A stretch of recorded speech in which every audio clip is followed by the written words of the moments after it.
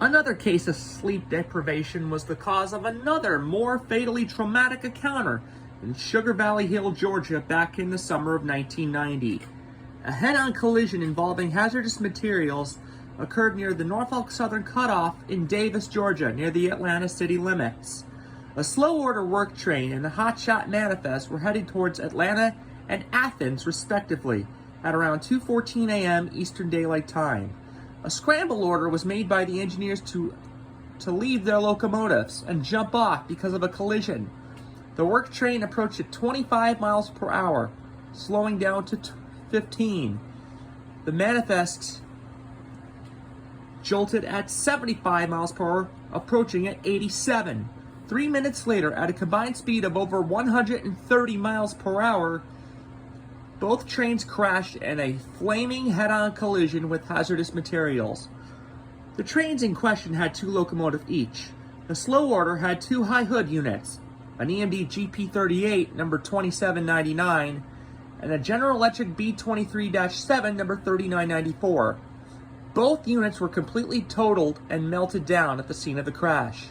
The hotshot with the 2 General Electric C39-8s also collided.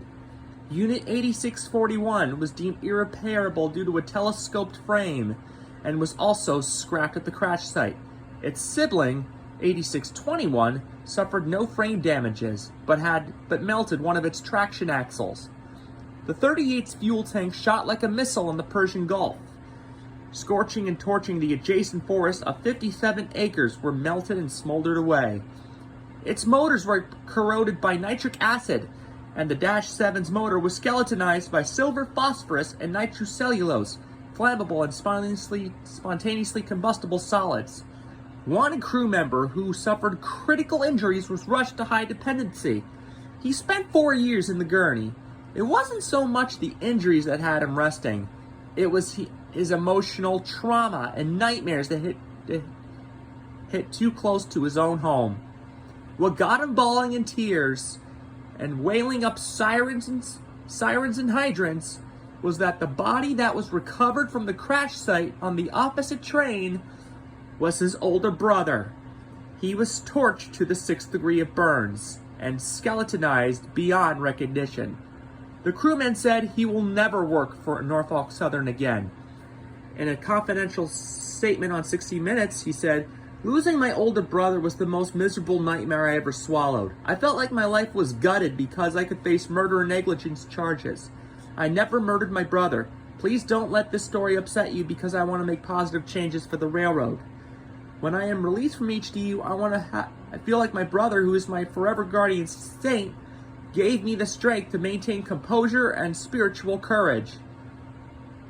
Norfolk Southern spoke confidentially about the fatal encounter, saying, "We forever send our condolences to Mr. Forrester, who lost his brother that night.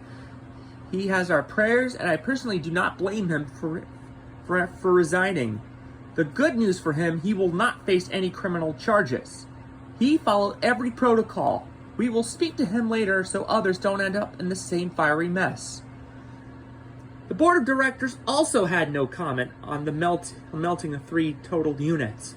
One crewman who survived with severe and critical burns and other forms of injuries are quote-unquote lucky to always be alive and never have your faith thrown off the rails.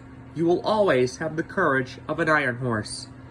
Bill Whitaker, CBS News, Atlanta.